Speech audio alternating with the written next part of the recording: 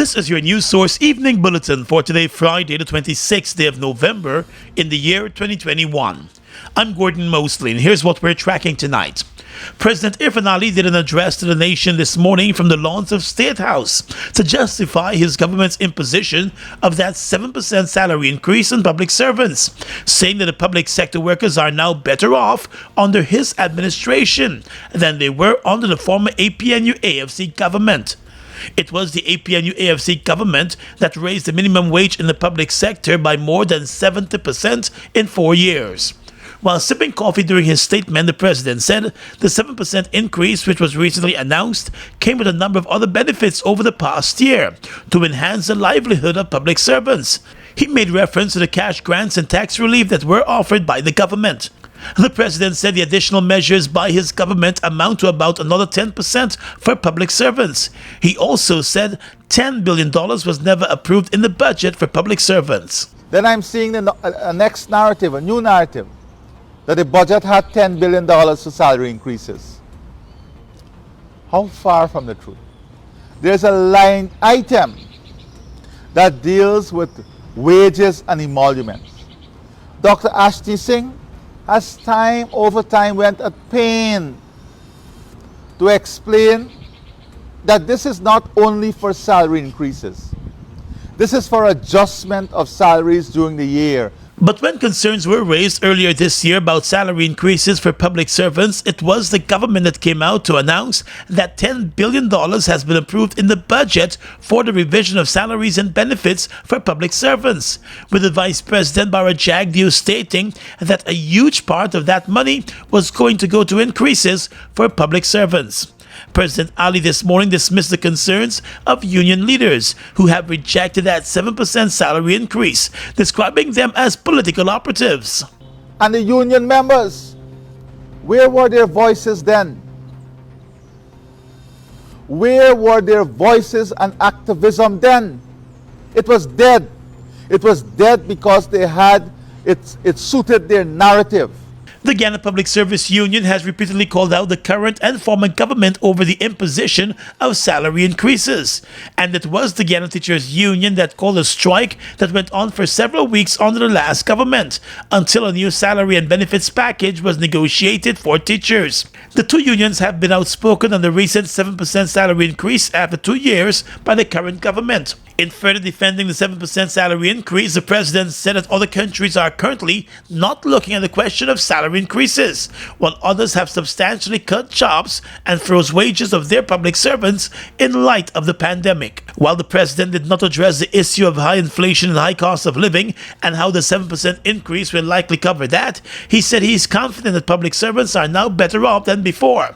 With a 7% increase in salaries coming after 2 years, the trade unions have said the increase really works out to a 3.5% increase for each of the 2 years, and the retroactive payments are also being taxed. More news coming up in a moment.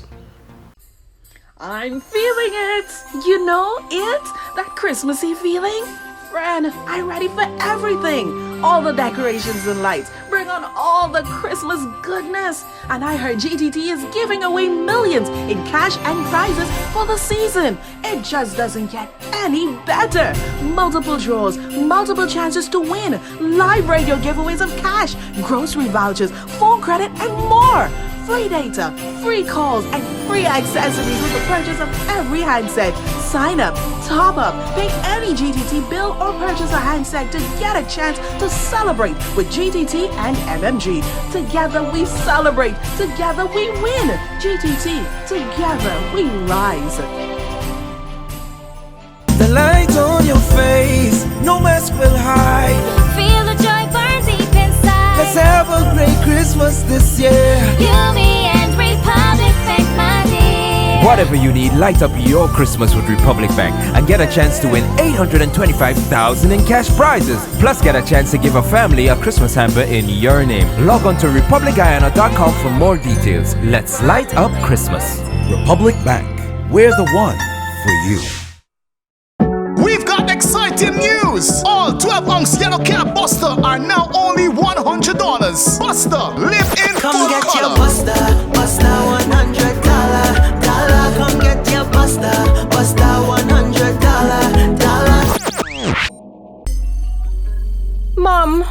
you doing with GPL on your list? Child, you forgot I have to pay GPL? You got time with GPL? I have to keep these lights on.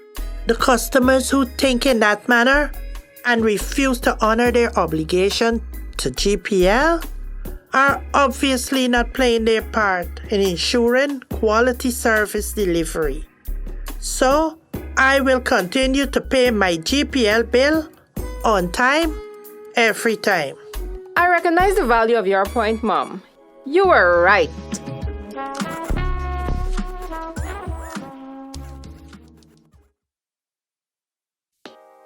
Mobile Delvac and all other mobile lubricants are distributed by Salt Guyana Inc. Mobile Delvac and all other mobile lubricants are distributed by Salt Guyana Inc.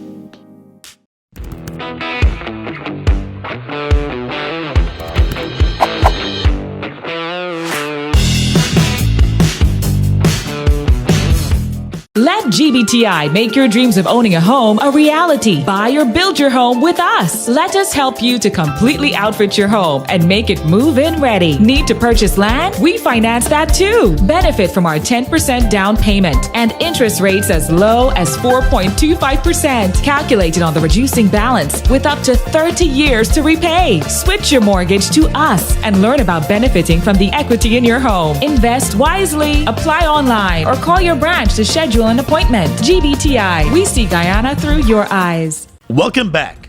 Opposition Leader Joe Harmon today responded to President Irfan Ali's early morning statement, which justified the government's imposition of the 7% increase for public servants. In defending that increase, the president said public servants are better off now under his government than they were under the previous government, the APNU-AFC coalition. Well, the opposition leader Joe Harmon, who served as a minister under the APNU-AFC coalition government, said the president could not be serious with such a position and comparison. When you give a worker a 7% increase and the prices in the market has risen at least 3% above that, you actually can see what you're getting. And so the 7% over 2 years really equates to 3.5% a year. So all of those increases have eaten out every cent. The opposition leader has maintained his earlier position that private sector businesses are the real beneficiaries of the government and not public servants. And all of the money that you're claiming that you've given to the private sector, to the people who bring in goods, $6 billion. What has happened to the workers? Is any of that sum being trickled down to the Guyanese people?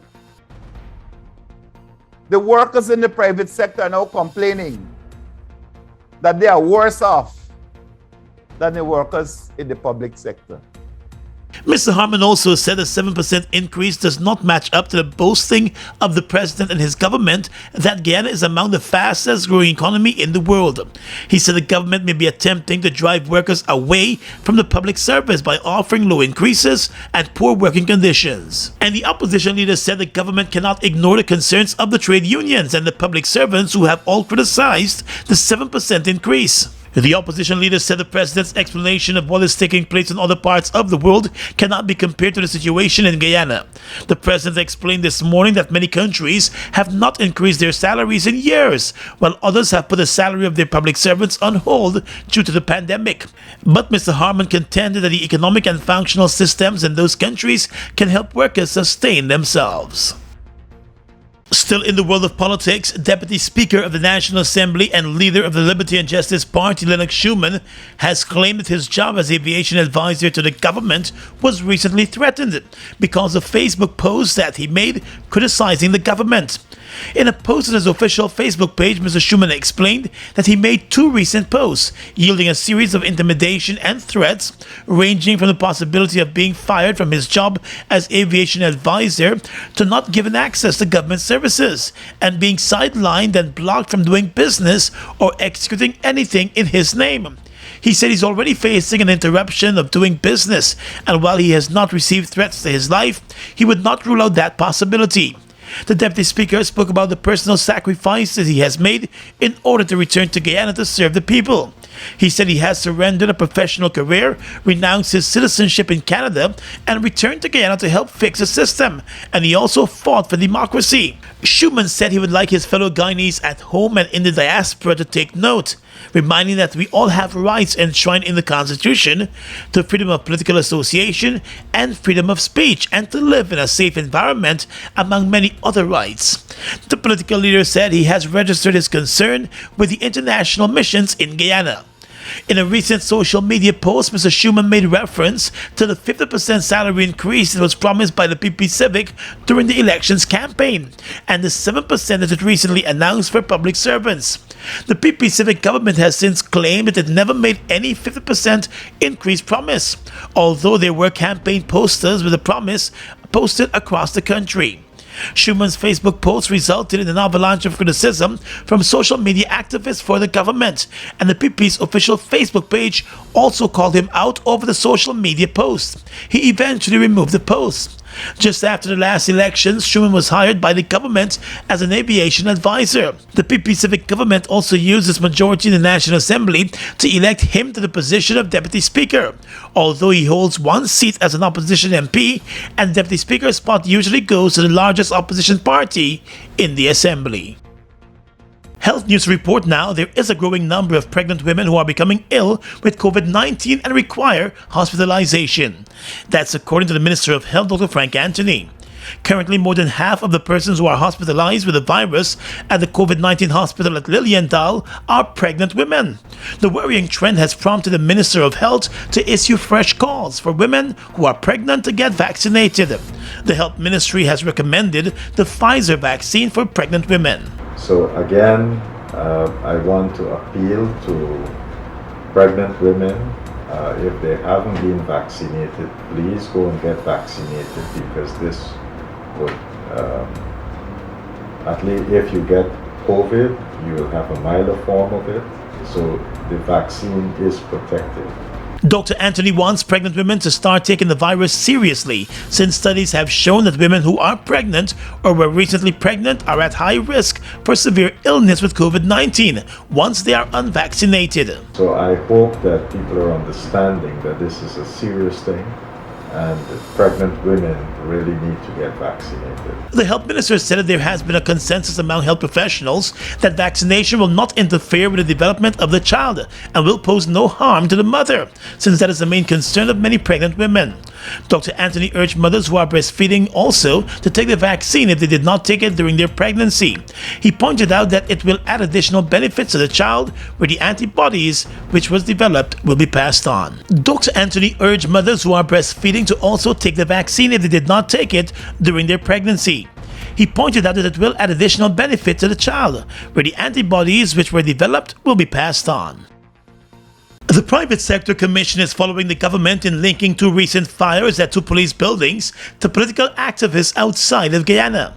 In a statement issued this morning, the Private Sector Commission said it has noted a spate of fires across the city, adding that the fires represent an obvious threat to the maintenance of law and good order. The statement made specific reference to the early October fire at the Brigdam Police Station and the fire last weekend at the Police Office of Professional Responsibility at Ivleary.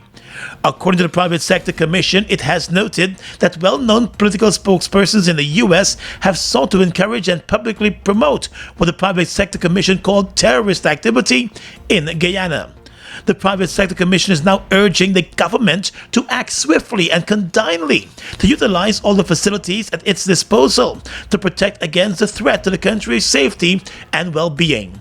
Well, according to the Guyana Police Force, the fire which gutted the Brigdam Police Station was started by a disgruntled prisoner in the lockups. The man has since been charged in connection with that fire, but has declared his innocence. He was arrested hours before the fire on suspicion of armed robbery. He is not known to be linked to any political party or group. While the investigation into last Saturday's fire at the Police Office of Professional Responsibility is still ongoing, the fire service, as part of its investigations, has determined that the fire started in the living quarters of the police building, which is only accessed by police ranks. A number of ranks were questioned about that blaze. The cause of that fire is still to be determined. Mobile Special and all other mobile lubricants are distributed by Salt Guyana Inc. Mobile Special and all other mobile lubricants are distributed by Salt Guyana Inc. It's one of your biggest goals, getting your own home, where memories are made, where happiness lives. You may feel that home ownership or renovation is beyond your reach, but we at Republic want you to know that there's always a way. Ask us about our suite of mortgages. Let's help make your housing wishes come true. Or advise on how the equity in your existing home can finance other dreams and goals. Call or go online to learn more. We've got exciting news! All 12-ounce yellow cab Buster are now only $100. Buster, live in Come full get color. your Buster, Buster $100. Come get your Buster, Buster $100. We are legions of men standing strong, but never too proud to stoop and help someone. We must send a clear signal to all. Do right. Walk in upright ways, knowing that's what being a man is all about. And ever aware that things will only get worse when good men do nothing. Stand strong. Be the one to live right. I'm feeling it! You know it? That Christmassy feeling? Friend, I'm ready for everything. All the decorations and lights. Bring on all the Christmas goodness. And I heard GTT is giving away millions in cash and prizes for the season. It just doesn't get any better. Multiple draws, multiple chances to win, live radio giveaways of cash, grocery vouchers, phone credit, and more. Free data, free calls, and free accessories with the purchase of every handset. Sign up, top up, pay any GTT bill, or purchase a handset to get a chance to celebrate with GTT and MMG. Together we celebrate, together we win. GTT, together we rise.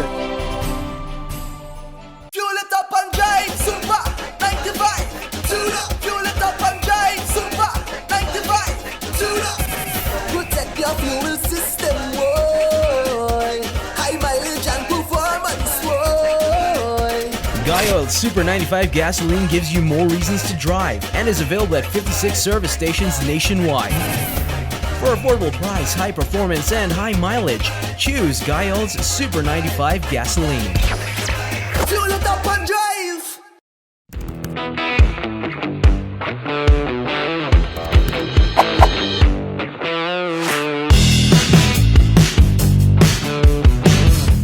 Across the region tonight, the Prime Minister of Barbados, Mia Mottley, is calling on Barbadians in the diaspora to return home.